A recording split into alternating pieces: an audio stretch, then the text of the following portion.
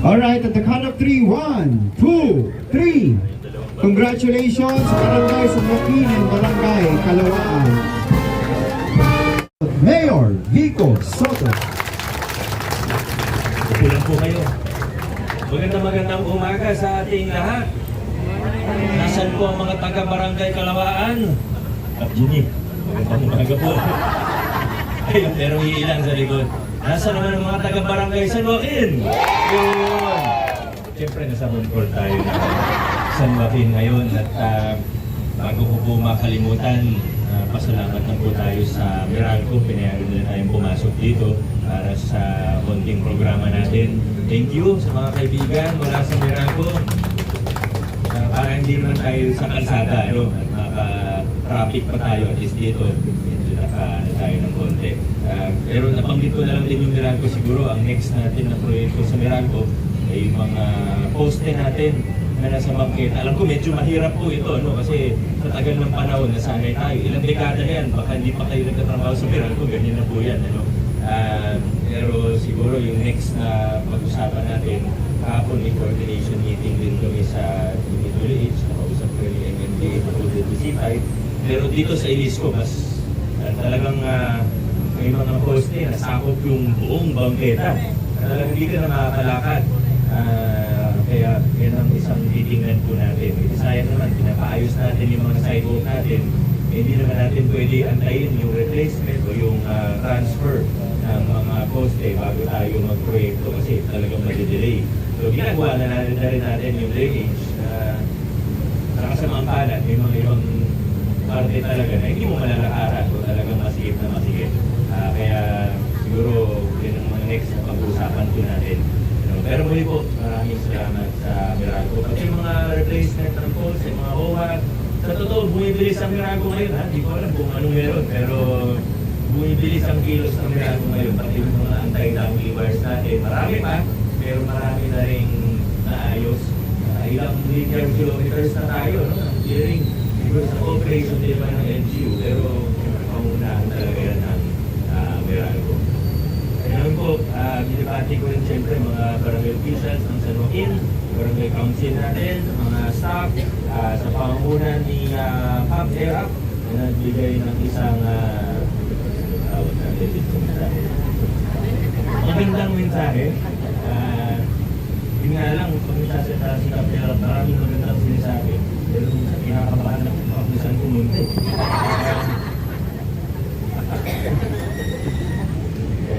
Pero maraming salamat, of course, sa ating Vice Mayor Dodo, nagbili sa atin ng mga mahalagang paalala. Dito rin po si Councilor Coach Paul, Councilor Eric, Councilor Simon, and ating wild na Councilor Vico. At sa lahat po ng mga bisita po natin, sa lahat ng mga residente ng San Joaquin, pati na rin ang Kalawaan. Alam kong masaya po tayong lahat dito sa proyekto natin. Hindi lang po Ilisco Road, kundi pati Axis Road, yung drainage po doon. Pero inano ko na rin po para malaman po natin kung ano ba talaga yung kasama. Kasi 77.5 billion din po ito ng proyekto. Ibig sabihin, isa ito sa malaking proyekto natin. Hindi kasi laki ng New City Hall, pero malaking proyekto na rin po ang 77 billion worth. Ang tanong po, ano yung kasama dito? Una po, yung bagong reinforced concrete box culvert po natin, yung drainage natin. Ang haba po ng bagong gawa ng box culvert ay nasa almost half a kilometer, 476 linear meters. Yun po yung una. Pangalawa, meron naman din po mga improvements ng existing box culvert, pati ng mga CHP canal natin. Ang total length naman po nun ay 2.6 linear kilometers. Mahaba na rin po. At meron po tayo siyempre na yung mga sidewalk natin. Kita nyo po, sidewalk may kasamang bollards. Ako po yung nakitiwala na matibay po mga yan. At marami na, napatunayan na rin ng marami. Siyempre ayaw naman natin magkaroon ng aksidente, pero minsan nagkakaroon talaga ng aksidente. Noong nakaraan sa Barangay Kapitolyo, yung pagka-bollard natin,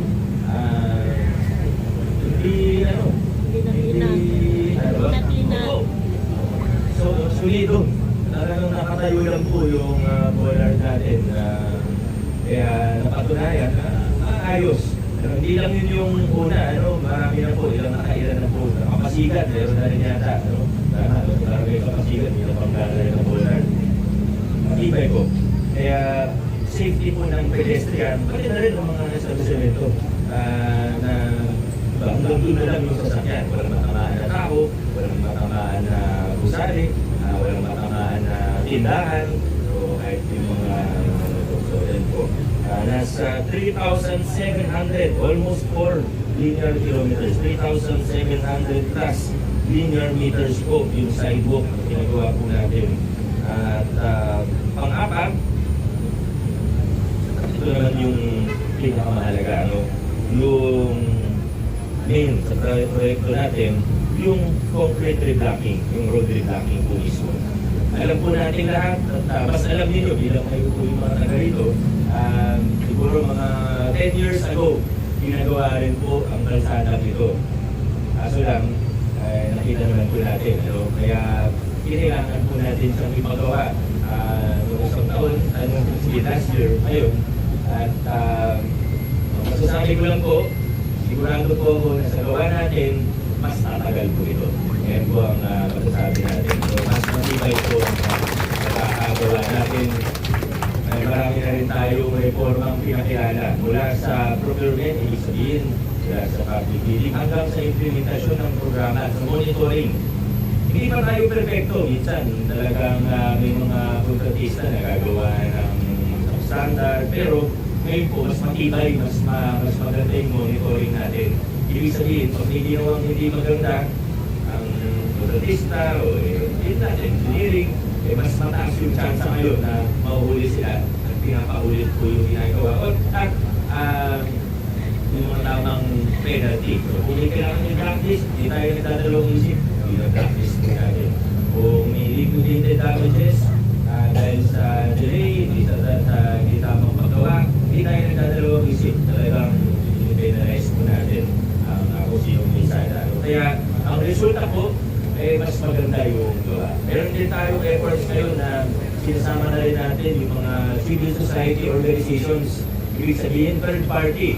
Hindi lang po LGU at kontratista, kundi may third party na po na tumitingin at nag-monitor, nag-evaluate ng mga infrastructure works natin. At ang resulta ng mga reforma, ang resulta ng mga programang ito ay hindi lang po tamang presyo sa pagpapagawa, hindi po pati yung tamang kalidad ay na mas madali po natin maabot. At mas may kumpiyansa tayo dun sa mga pinapagawa po natin. Pero siyempre hindi ko po yung magagawa ng ako lang o kahit City Council lang. Kailangan po nagtutulungan ng bawat isa po sa atin. Mas nakakakilos ng maganda, mas nakakapagpakilala tayo. Lalo na pagdating sa mga pagbabago, hindi po madali magpakilala ng pagbabago sa pamahalaan. Pero dahil po ang inyong tiwala, ang inyong tulong at suporta, kayo po ay nakikisa sa inyong lugar na pamahalaan, mas nagagawa po natin yung mga pagbabago, mga reforma na ngayon po ay unti-unti na natin nakikita yung mga bunga ng mga reforma at pagbabago na pinakilala natin. Kaya maraming salamat din po sa inyong lahat. Ito, nakita na ito yung CDC na bago, yung in-improve, yung upgrading, yung sidewalk improvement, tapos yung tamang kalidad, tamang, pati pag sinabing 3,500 PSI, 3,500 PSI po talaga dapat yan. Yung pagkakal ng bakal, ano po yung dapat, ang tama, ganun po talaga. Walang shortcut, walang substandard. At ang isa pong, ito medyo bago po sa atin, at kaya rin medyo tumaas yung presyo. Dahil dun sa blocking po natin, gumamit tayo ng quick dry na cement, yung one-day cement. Kung napapansin po ninyo, pagkabuhos po natin, pagkatapos ng 24 hours, pwede ng daanan. Kadalasan, hindi naman po gano'n, diba? Ilang araw yan, yung linggo pa nga minsan, pagpapatuyo. Pero dahil po yung mas dahil talagang main road tuwing pinapasara tayo sa Ilisto, talagang hindi maiwasan, nag-domino effect, pero nagka-traffic din pati sa ibang lugar. Kaya sabi natin, kahit mas mahal ng konti, okay, yung ganitong klase ng semento, mag-i-invest na tayo para mapaiksi lang ng konti. At least, per segment, mabilis na bubuksan. At least napapabilis ng konti. Siyempre, magsisimula ka sa braking, sa ano, pero kahit pa paano, nabawasan ng ilang araw per segment na pinapasara natin. Thank you din sa TPMO, of course, sa engineering, at sa lahat po, sa mga barangay officials, at sa mga tanod natin na nag-assist. 24 hours po tayong may tao, ano? Hindi po naging madali yung proyekto na ito. Sa totoo, ito komplikado yung proyekto na ito. Kasi hindi tayo pwede magsara eh. Kung nagsara kahit magsara ka lang ng 5 meters dyan na 2 ways ay pinasara mo, kahit magsara ka lang ng 5 minutes, nag-cause ka na ng traffic sa ibang lugar. At syempre pati dito. Kaya talagang pinilit natin na one side lang yung pinapasara. Nag-stop and go tayo. Nakakata naman kayo dito, alam niyo naman po paano yung ginawa natin. Talagang ang trabaho lang, sobrang hirap na ginawa natin dito. Pero ito na po tayo na pagtagumpayan. Isa na lang po, mapapansin po ninyo, hindi po natin totally nireblocking yung lahat-lahat. Kasi tayo sa pamahalaan natin, hindi tayo nagpuproyekto kapag hindi kailangan i-proyekto.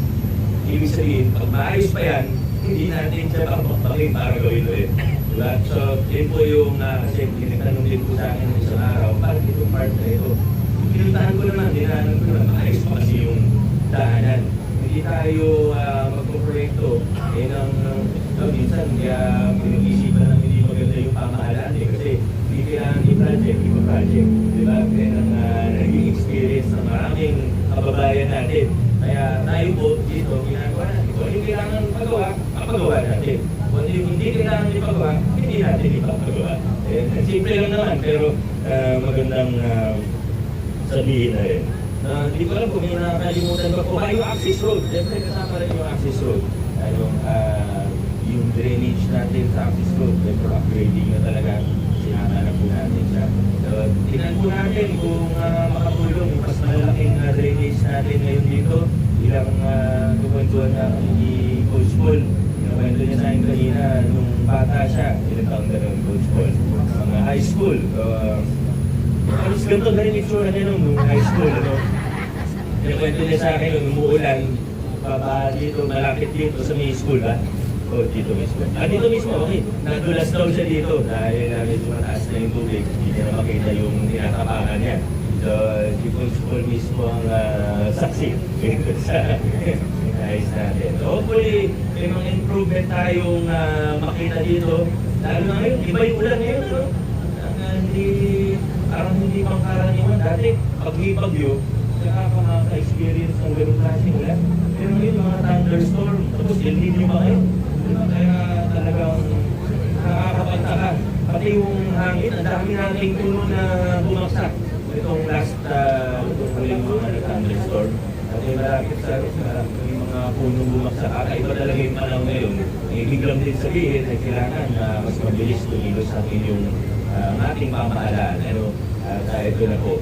Kakatapos lang ng final draft ng ating flood control and drainage master plan ng lungsod ng Pasig. Pero hindi na natin inantay na matapos yun. Ginagawa na rin natin ito. Alahit naman po siya dun sa master plan. Pero napaka-importante yung may master plan kasi sa totoo, pag patingi-tingi natin pinapagawa yung mga drainage, isa-isa po natin pinapaayos. Opo, makakatulong pa rin yun. Pero mas maganda yung perspective natin, yung pangkalahatan yung tinitingnan po natin para mas magamit ng maayos din yung resources, mas efficient po yung pagpapagawa natin at mas aayos ang lahat. Hindi lang yung isa lang yung tinitingnan po natin. Muli po sa inyong lahat, maraming salamat at naging maayos at matagumpay kahit na medyo matrabaho ang proyekto na ito. God bless sa Barangay Kalawaan, Barangay San Joaquin, mabuhay ang lungsod. Maraming salamat po, Mayor Vico Soto. Tayo po ay dadako sa ribbon cutting ceremony.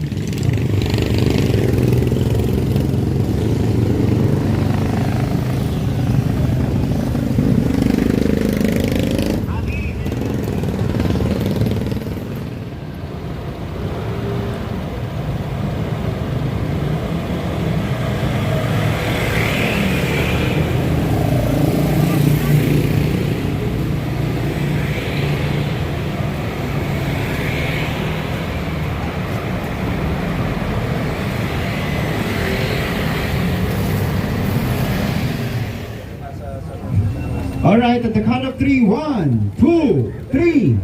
Congratulations, Barangay Sumokin and Barangay Kalawaan.